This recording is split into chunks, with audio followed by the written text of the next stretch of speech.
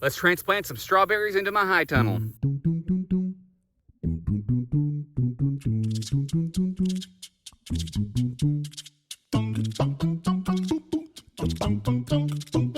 I wasn't going to do this yet. I wasn't going to film this for you yet. I was going to do something else, but I went ahead and started it. I didn't figure I'd get very far, and in some ways I haven't. This post right here, I just moved the comfrey between that post over there at the corner. This is where I mowed, and it goes to this post right over here. And I moved all the comfrey out of there, and I want to till there, so any roots that were left there will be tilled in, and they'll grow into more comfrey plants this next year. But as I was doing that, I noticed all these strawberry runners, and I thought, well, I don't really want to waste those, so I'm gonna go ahead and transplant those. I've been working at it probably half an hour, maybe 15-20 minutes, I'm not sure, not very long. I've only gotten from this post right here over there to where that bucket is, which is maybe about 20 feet or so. And I want you to check out how many I have. I've probably got almost 100 in there. These runners just go like crazy.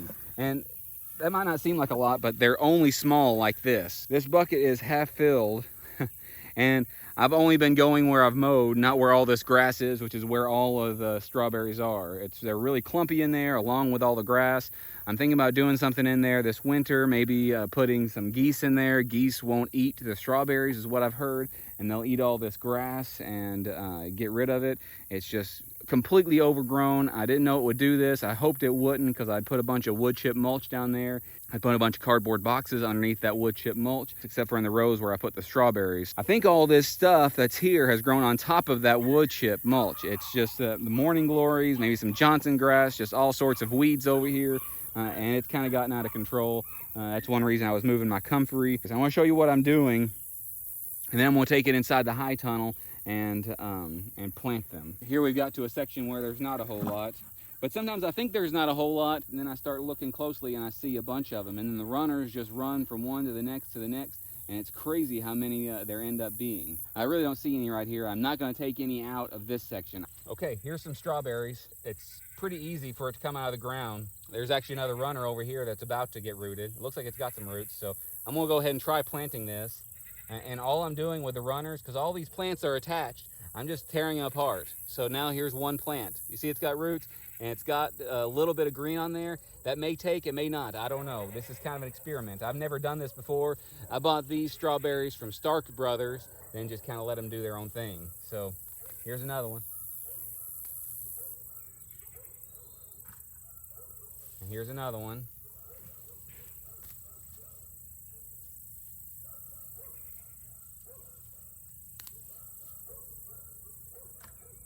And here's another one. These runners, I had no idea how much they did this. I'd heard this, and I'm told that when you want your strawberries to produce a lot more, and you cut off these runners. I'm fine with them not producing tons, and I'm only going over here to where I mowed, because that's going to be my mark to where I till whenever I start tilling. So here's another one. And it's got the runner. Do you see the runner going here? See this? I'm kind of tugging, and it's going two different directions. So this one actually has one,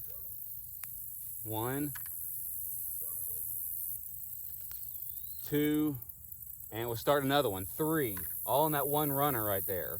If you can keep your weeds down, then just a few strawberries can turn into a whole big patch very easily. But it's the weeds that you have to worry about. I just moved over just a little bit, moved up maybe a couple feet, and here's another one.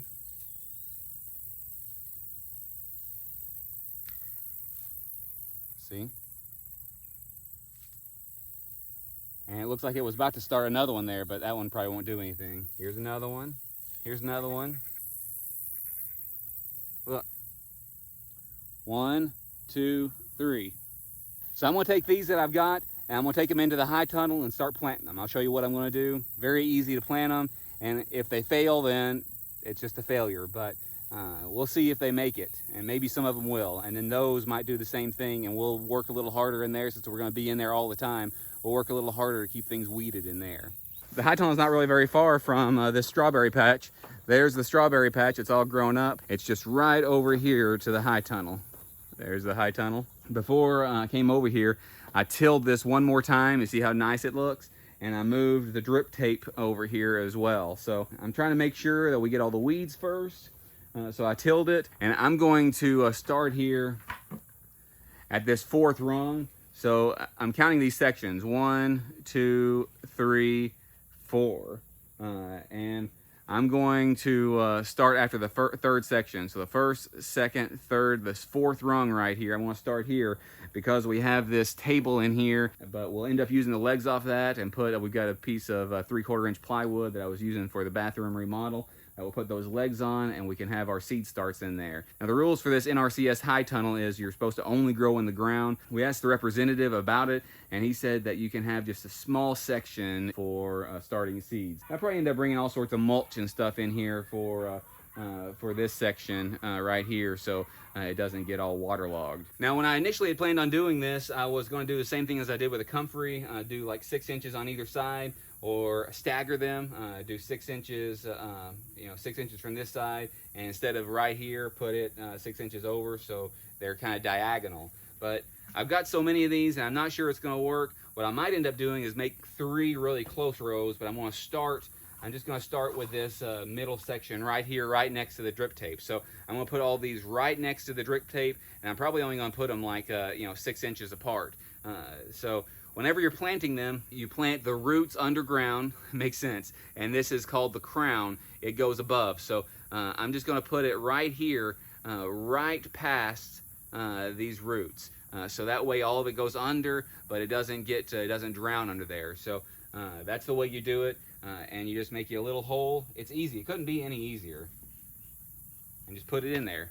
So I'm just going to go down here and put all these in here, and then we'll turn the irrigation back on and get these watered in. And what'll happen is these will start growing, and then they'll put off runners, and and it'll end up being a mat here, and we won't let it go past maybe 24 inches on either side. So there'll be a huge mat of strawberries here, and we'll just have to keep it weeded from other things. If you like things like this, we do have pigs, we do have cattle, we do have dogs, and we do have other garden area. We have other things that we're planting. There's all sorts of different things that we're doing. So don't give up on us if you don't really like this kind of stuff. But if you do like this stuff, make sure to like, and if you haven't already done so, subscribe to our channel and keep on coming back. We do a video 3 days a week, Tuesday, Thursday, and Saturday, unless we decide to do a bonus video, and then a live stream on Sunday night at 8 p.m. Central Time. Thanks.